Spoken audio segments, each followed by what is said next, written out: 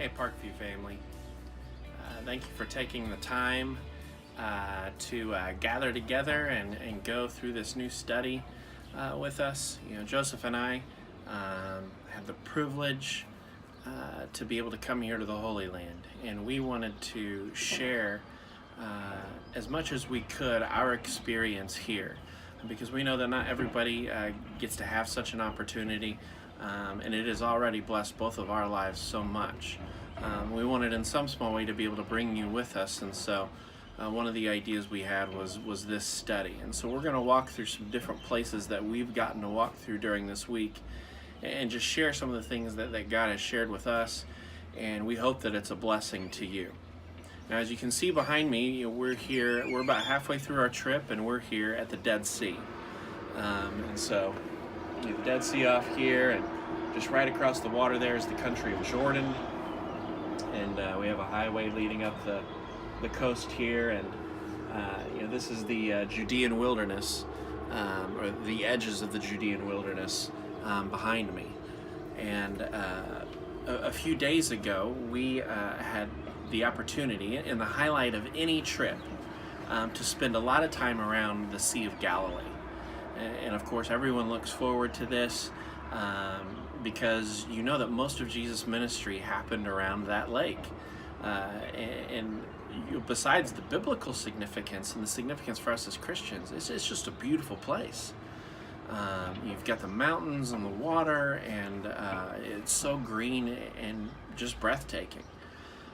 But of course, we're with a group of pastors, and so when we got here, probably as with any group of Christians, you immediately start making the jokes about who's going to be the first one to walk out on the water, right? Who's going to be the first one, and instead of driving around to our new destination, who's going to run across that lake? Because that's one of the most famous stories about the Sea of Galilee in Jesus' ministry, is him walking on the water. Now, there was one morning in particular where we got to go out on a boat into the middle of the Sea of Galilee.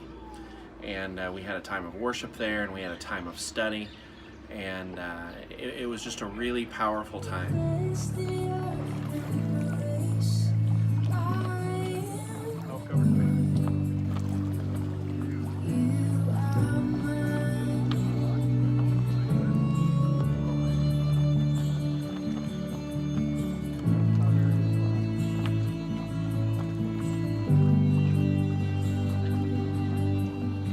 I could even remember back when I was a child,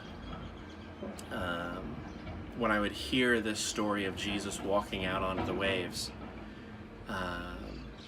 and I would see Peter's attempt to do the same thing, and it became a question of faith for him, right? And so I always believed, well, that just means if I believe strong enough, I can walk out onto these waves. And I can do what he did. I want to be able to do that. I want to be able to experience that. I want to be able to see that, right? But it was out in the middle of the water when something occurred to me, which is not a new thought, but it's one of those things that we have to relearn again and again, which is this. Jesus did not ask Peter to walk on the water.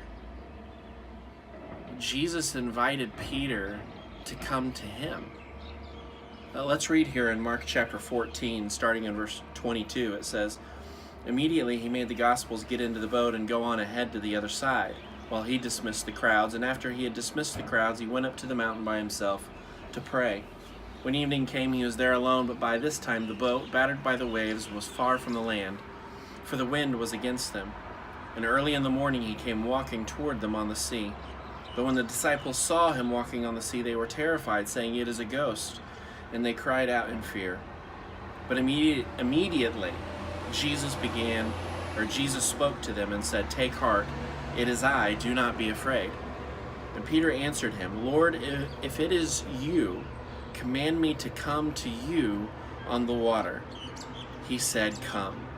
So Peter got out of the boat and started walking on the water and came toward Jesus." Notice that all of the action here, it's not about, so Peter got out and he got to walk on the water, and he did dance, and he walked around in circles, and he showed everybody how great of a miracle he was performing. Peter got out and he began to walk towards Jesus. It continues in verse 30, but when he noticed the strong wind, he became frightened, and beginning to sink, he cried out, "Lord, save me." Jesus immediately reached out his hand and caught him, saying to him, "You of little faith, why did you doubt?" And when they got in the boat, the wind ceased, and those in the boat worshipped him, saying, "Truly, you are the Son of God." The whole point of this story is not about Peter getting to walk on water. It's not about how incredible the miracle is. It's about the disciples' desire to draw near to Jesus. And if their faith is strong enough to overcome any obstacle to get to that place. So often we hear stories about what other Christians have done, or we see where they've gotten to go, or things they've gotten to experience. And we think, man, I want to do that. I want to experience that. I want to see that. Or maybe we're just reading through the Bible and we read, that Jesus feeds 5,000, or we see the apostles healing people in the book of Acts. And we say, well, why can't I do that? Why can't I get to see something like that, experience something like that? That was not the issue for Peter. Peter saw Jesus and he wanted to be with him. And the waves were a secondary issue. Now, of course, when he got out into the middle of them, and all of a sudden he became distracted, and when he began to focus on the waves, that's when his faith crumbled. But it was in this moment of clarity for Peter as a disciple, when he understood that there's no place I want to be more than with Jesus. And that even means when I'm in a safe boat and he's out on a swirling sea. I wonder not if we have the kind of faith to walk on water. I wonder if we have the kind of desire to pursue Christ no matter what the cost. Well, when we leave a Sunday morning or a Wednesday night Bible study or small group, are we thinking, man, I want to be able to do those things? Or are we leaving with a desire to find Christ, to be near him? Because if that is the pursuit of my life, if that is the pursuit of your heart, it's going to take you through some waves. It's going to take you to some dangerous places. It's going to take you to out of your comfort zone. But it'll take you to him.